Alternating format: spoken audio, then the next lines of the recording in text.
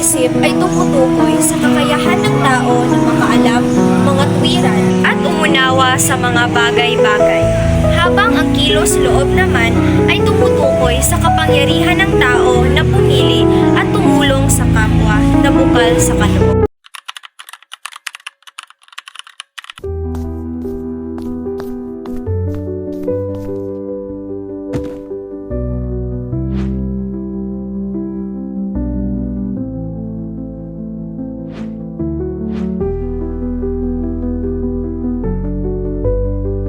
Kapag may nangangailangan, dapat nating tulungan.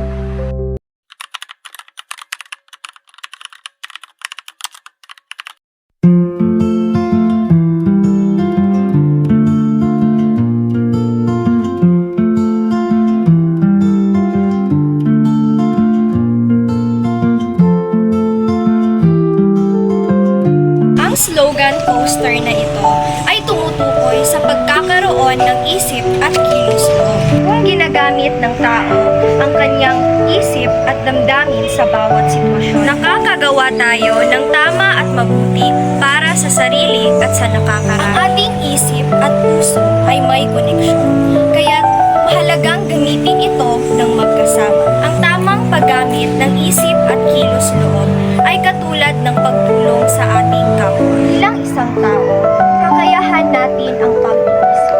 At may kalayaan tayong gawin ang ating ninanais. Kaya't gamitin natin ito sa tamang paraan upang maabot ang kaunlaran ng sarili at kapwa.